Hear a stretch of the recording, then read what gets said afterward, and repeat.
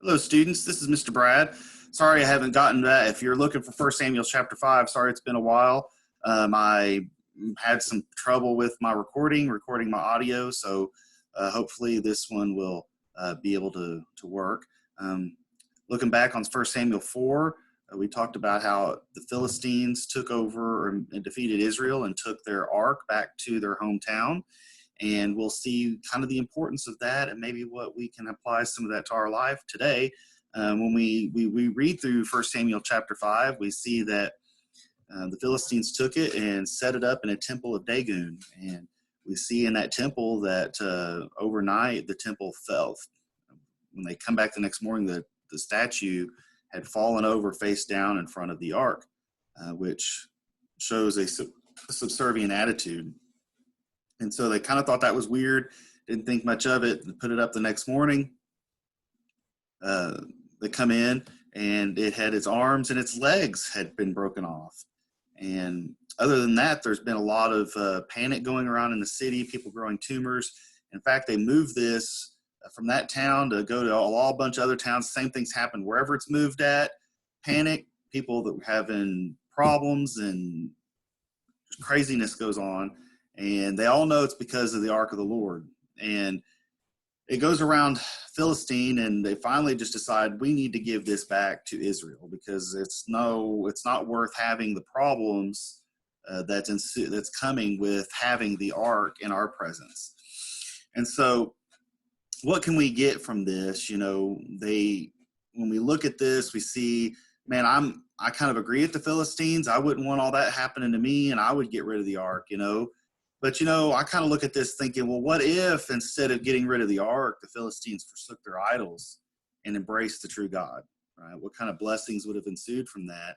And sometimes we do that in our lives where God brings things into our life, and instead of embracing him, we still want to embrace our idols. And you think, well, I don't have an idol in my life. I don't have a statue of a God that's in my living room. But when I look at my house, I see a TV in my house. I think, man, I give a lot of my time and a lot of my energy into watching some TV. When I go to work, I spend a lot of time at work. I put a lot of energy into that. You may be putting a lot of time and energy into sports, video games, whatever it is.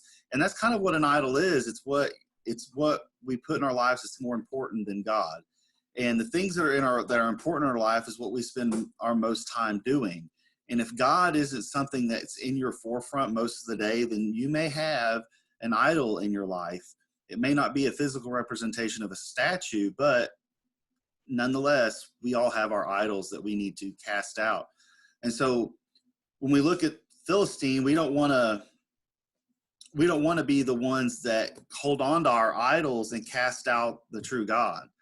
And my prayer is for you and for myself, is that we identify what idols in our life and that we can cast them out and embrace the true God and embrace him and have him bless us and have his blessings come, because all good things come from him, right?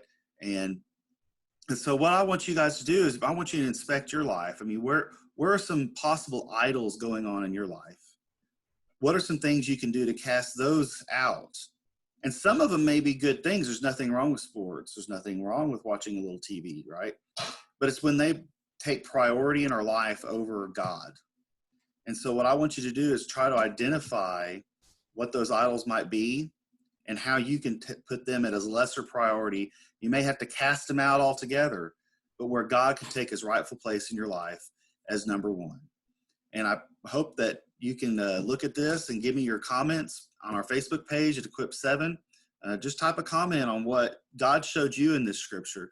Maybe he showed you something different, but go ahead and comment on those. I want to hear from you. Others want to hear from you so that we can be studying this together. Also, make sure you read up on 1 Samuel chapter 6, and we'll come with you with a different recording for that later on. But I hope to see you soon, and you guys have a great day. Thank you.